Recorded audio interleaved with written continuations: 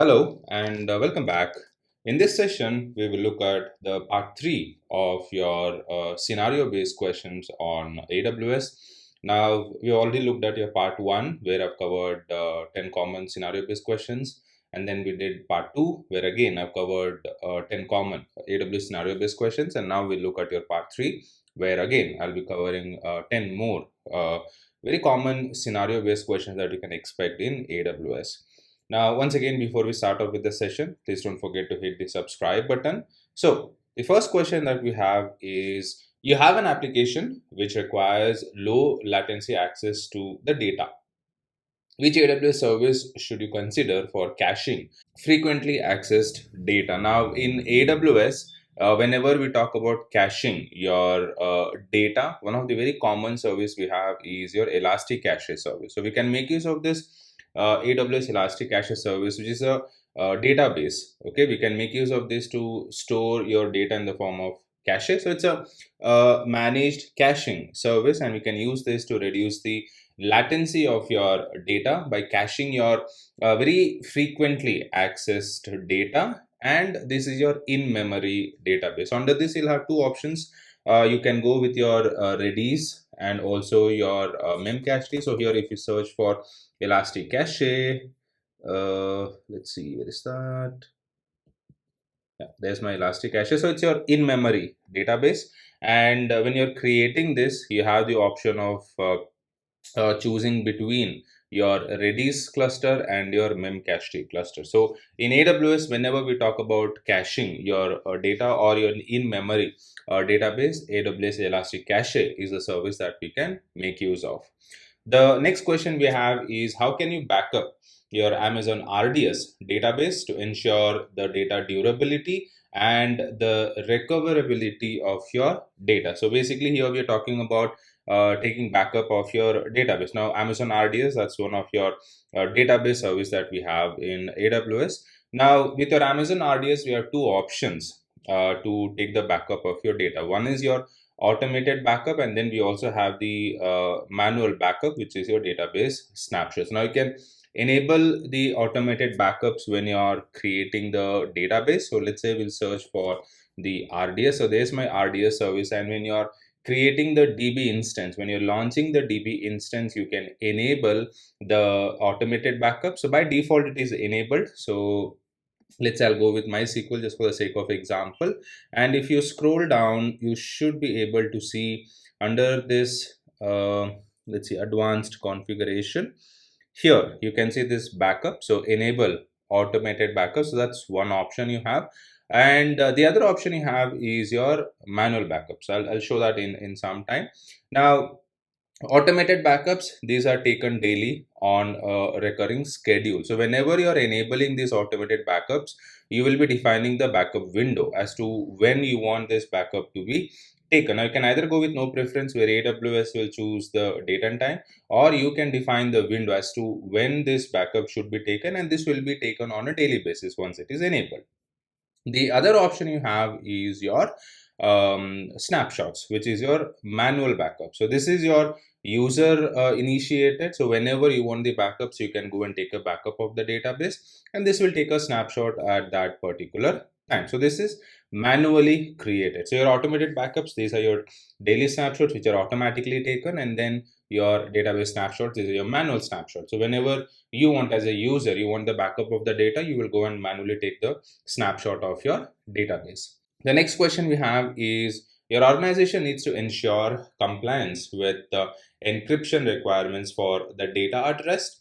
How can AWS KMS, which is your key management service, help with this? So whenever we talk about encryption keys, AWS KMS is a service that we have. So we can make use of this service to create and manage our encryption keys. So creating the encryption keys, deleting the encryption keys, managing the encryption keys, all those things can be done by making use of this KMS service. And this enables us to encrypt the data, decrypt the data at rest, and meet your compliance requirements that you have. So with this, ideally what we do is we can go to the KMS service, and you begin with creating the keys. So first, so you'll have two options: AWS managed keys, which are basically the keys that are created and managed by AWS, and then you'll have the customer managed keys, which is us. So whenever we want the keys, we can go ahead and create these keys, and then we can start using this with any service that we want. So if you don't want to keep the data in plain text, we can encrypt it by making use of this service. The next question you have is, your application experiences sudden spikes in traffic. How can you ensure that it scales automatically to handle the increased load? So, based on the user load, there's a sudden increase in the traffic and there's a load on your server. So how do we handle that?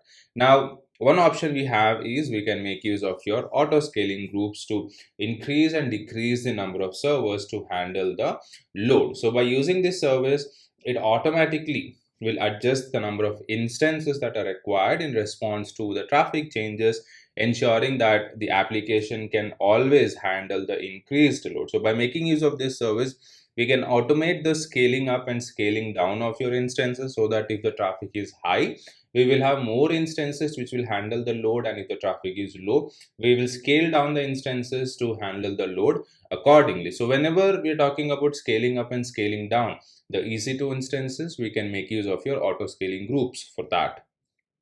The next question we have is, you want to secure access to your Amazon S3 buckets and ensure that only authenticated users can access them. What should you implement? So you have some S3 buckets. Now you want to protect this S3 bucket so that only authenticated users can access them. You don't want everyone to access those buckets. You want only certain users to access those buckets.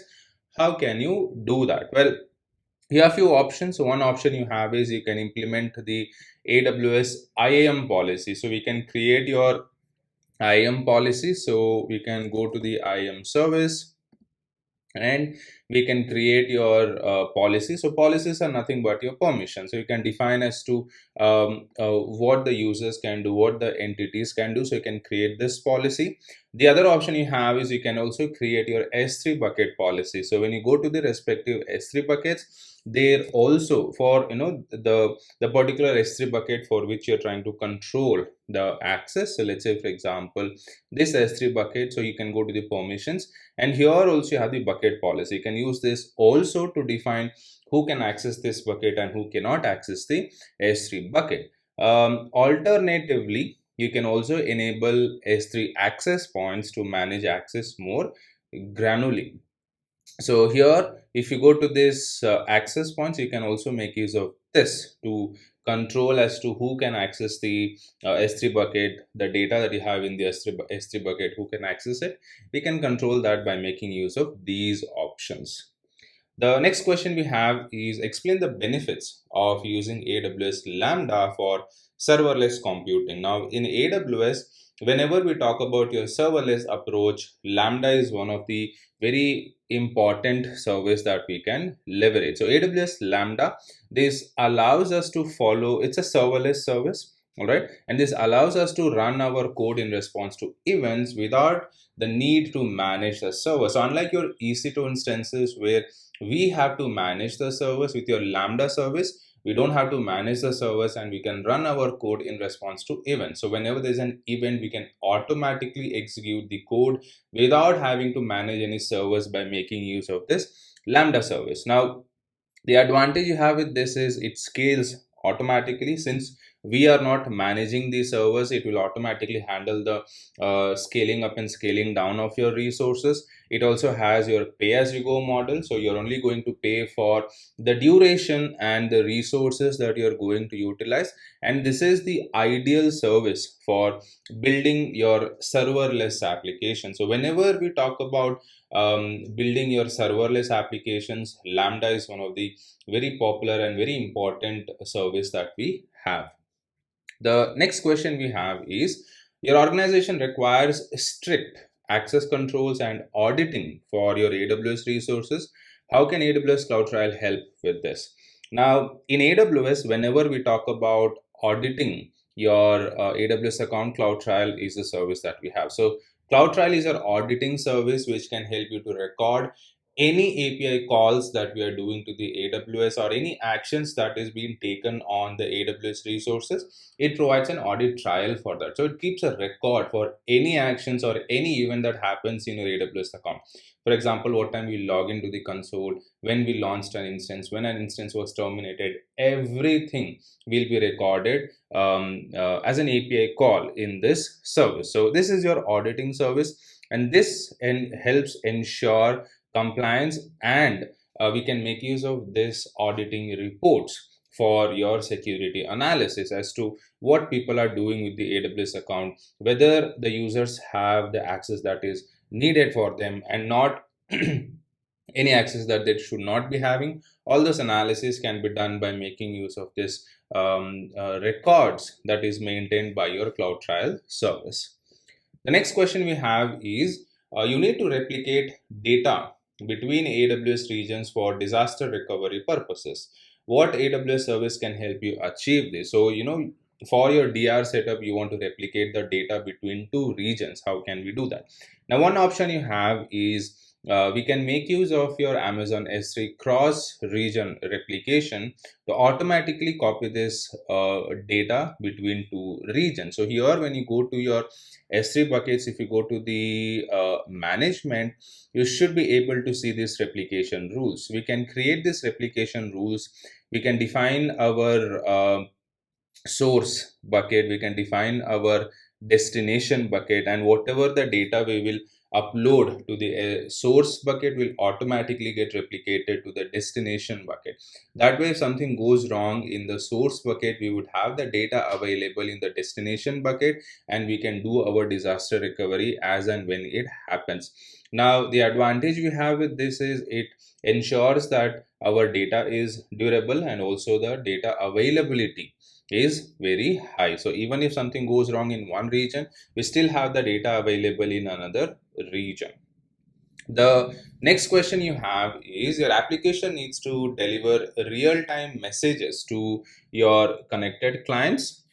What AWS service is suitable for this use case? So here we are talking about notifications. So how can we send out notifications? Now in AWS, whenever we talk about sending out notifications, Amazon SNS is the service that we can make use of. So at any point we want to send out any notifications, then this is a service that we use. So SNS, we also call it as your SNS or simple notification service. So that's your messaging service that can be used to deliver real-time messages to your connected clients, and this supports your multiple communication protocols. So you can use this to send email notifications, you can use this to send text notifications, or you can use this to send messages to your queue like SQS queue. Anything is possible. So here you'll basically go to the topics, you can create a topic, and then you can choose your once you're done filling in all these details. For example, I'll go to this, and here you will see this create subscription. All right, so here these are the different protocols we have. So we can send out an email notification, SMS notification, SQS queue. All these protocols are supported. The next question we have is you want to securely store and manage secrets such as your database passwords and API keys. So what AWS service should you use? So here we are basically talking about sensitive data. So we have sensitive data. Now where can we store this sensitive data in AWS? Which service can we leverage for this? Now in AWS, if at any point if you want to store your sensitive data, then we can make use of this AWS Secrets Manager service, which can be used to store any of your sensitive data. Sensitive data can be your passwords, your database passwords, or your key pairs, or any data that you consider sensitive. We can store that in your secrets manager. So we can use this to store your secrets.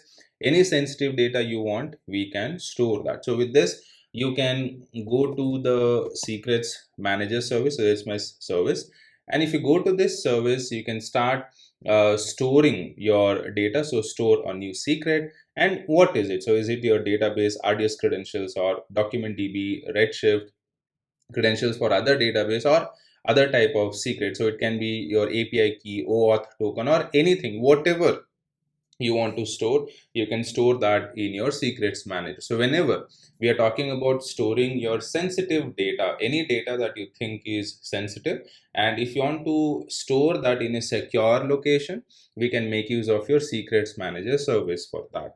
Now that's your part 3 of your common AWS scenario based questions. That's all I have for this session. Thank you. Once again, before you leave, please don't forget to hit the subscribe button. And if you like the video, leave a like and please share the video.